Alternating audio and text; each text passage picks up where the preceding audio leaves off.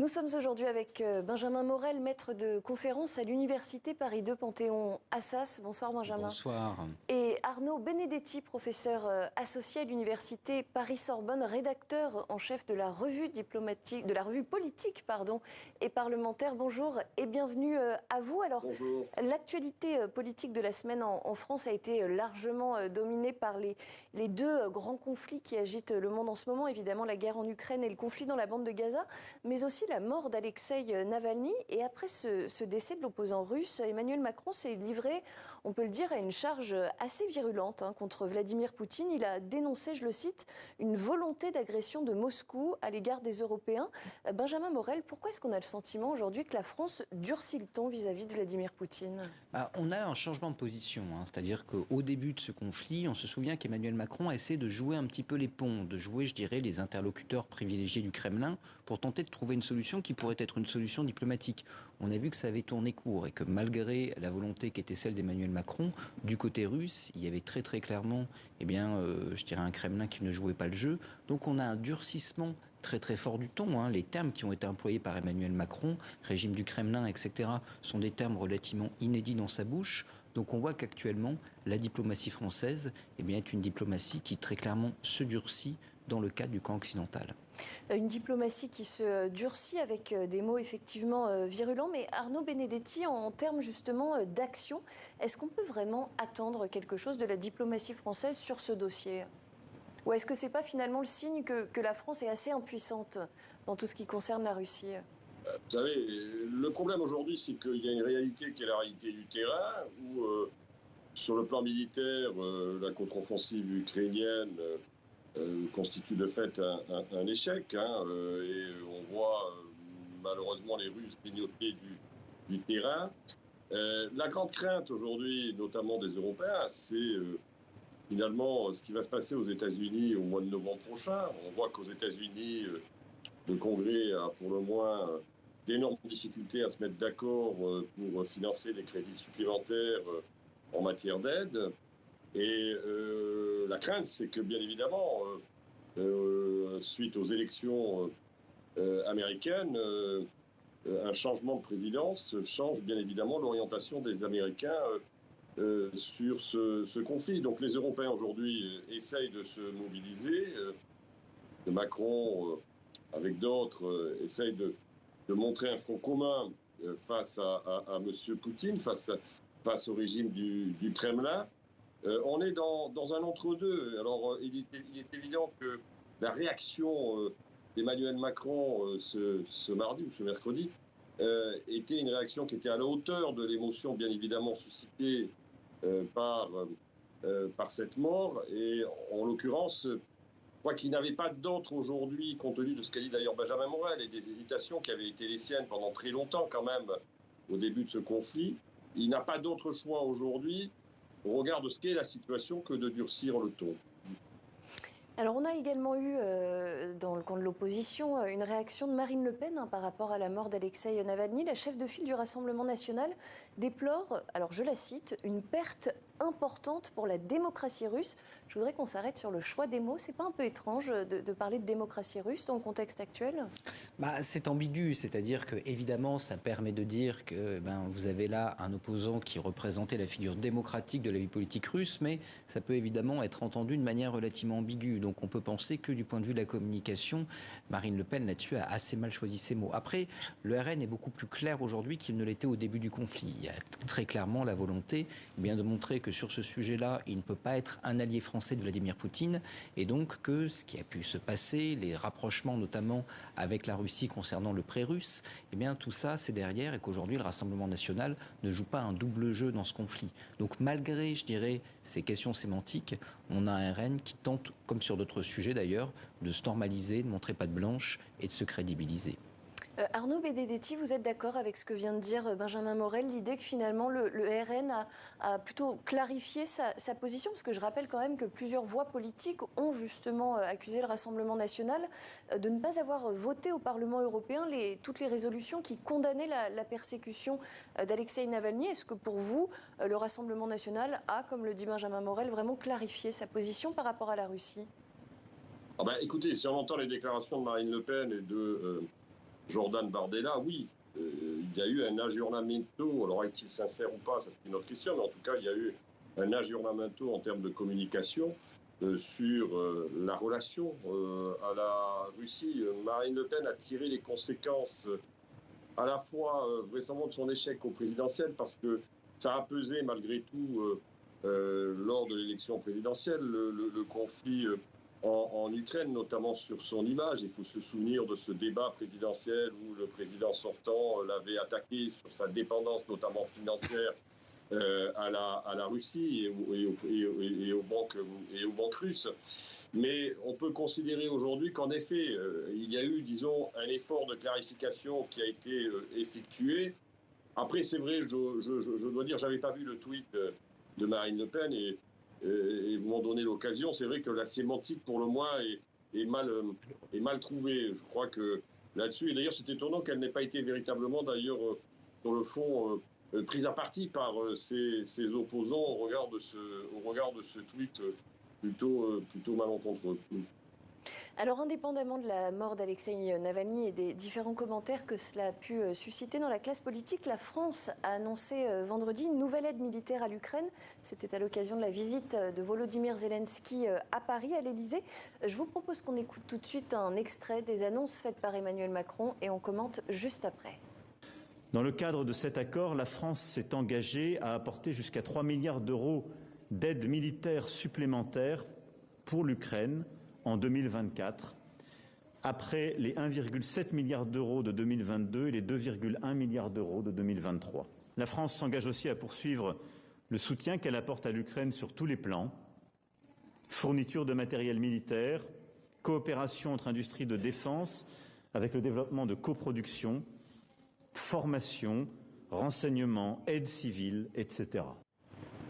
Voilà, 3 milliards d'euros promis par la France aux forces ukrainiennes. Benjamin Morel, en dépit de l'enjeu géopolitique qui est évident dans cette affaire-là, est-ce que la France aura réellement les moyens de continuer à soutenir financièrement l'Ukraine dans la durée ? Ça va être un sujet, c'est-à-dire que là, vous voyez que Bruno Le Maire va intervenir, il y a 10 milliards à trouver, donc pour l'instant, je dirais que l'opinion tient.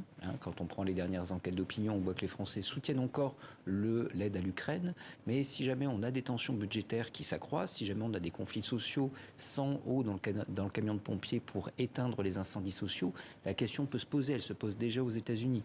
Donc le pari aujourd'hui d'Emmanuel Macron et de d'autres dirigeants européens d'ailleurs, c'est bien de soutenir l'Ukraine dans cette dernière ligne droite, partant du principe que les élections américaines de toute façon seront un révélateur et que pour les acteurs sur place d'ici un an, il y aura la nécessité de sortir de ce conflit ou en tout cas de le faire évoluer dans sa tenue d'une façon ou d'une autre. Est-ce que ce sera le cas ? C'est pas évident.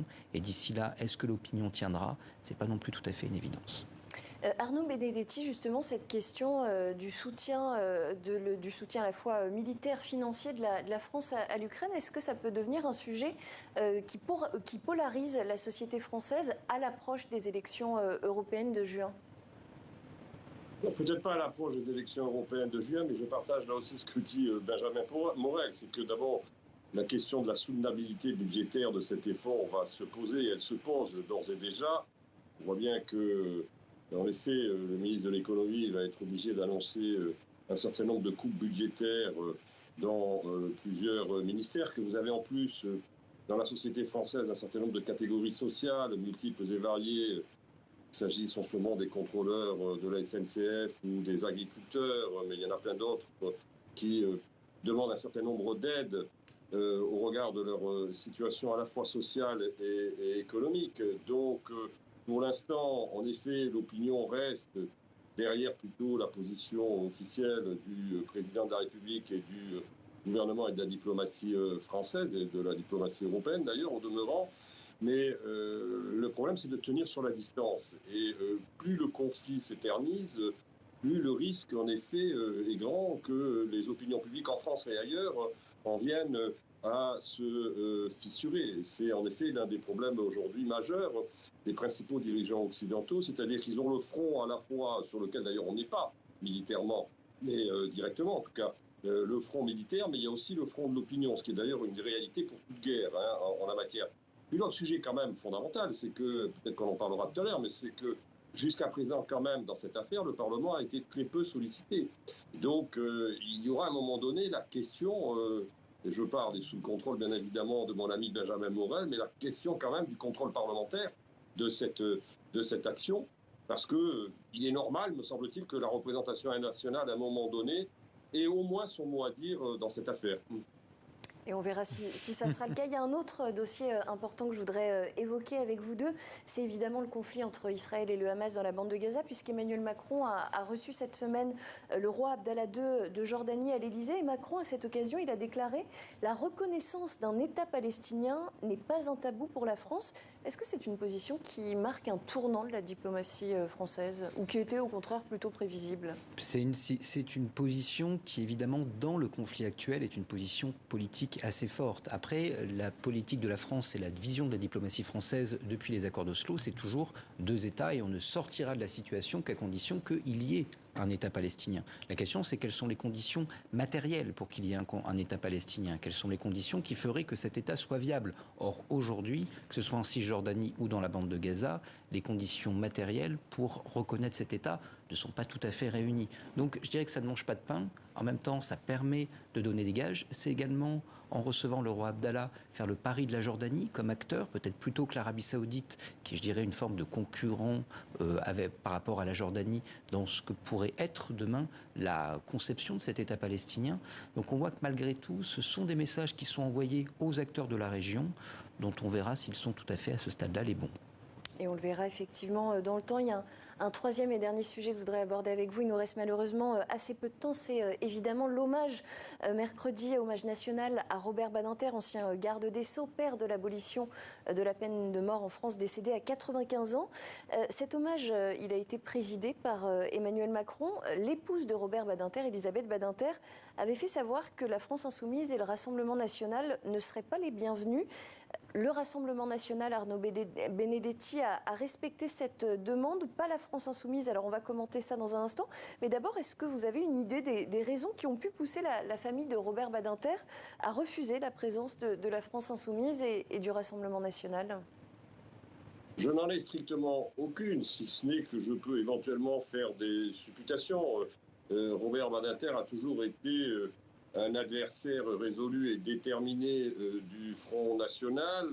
Alors, il avait un peu évolué quand même ces derniers mois, suite notamment à ce qui se passe en Israël, mais récemment, les attaques qu'il avait subies de ce côté-là du champ politique ont fait que la famille a considéré que la présence du Rassemblement national n'était pas souhaitée dans un hommage national, d'ailleurs, où finalement, l'hommage national, vous savez, obéit à un certain nombre de règles, en l'occurrence, puisqu'il est tout à fait légitime que l'ensemble des groupes parlementaires soient représentés lors d'un hommage national. Quant à LFI, on peut imaginer, là aussi, bien évidemment, c'est que, disons, la radicalisation de LFI, notamment ces dernières années, et puis, suite encore une fois à ce qui se passe en Israël, ont fait que la famille a demandé à ce que les parlementaires de la LFI ne soient pas présents. Mais je crois que le point important, c'est la différence de réaction entre le Rassemblement national et LFI. Le Rassemblement Alors national. Alors justement, ça comment est-ce que vous l'expliquez ?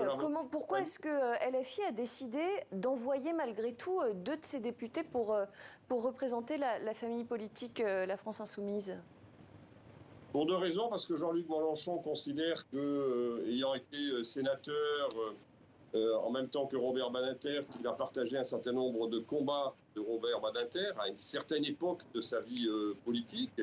Et puis, tout simplement, si vous voulez, la France insoumise fait une interprétation qui est l'interprétation littérale du règlement du protocole concernant ces hommages nationaux, où les forces politiques représentées au Parlement sont normalement conviées, et donc ils usent de cette possibilité du protocole pour quelque part donner l'impression en effet de s'imposer dans un moment où il n'était pas souhaité.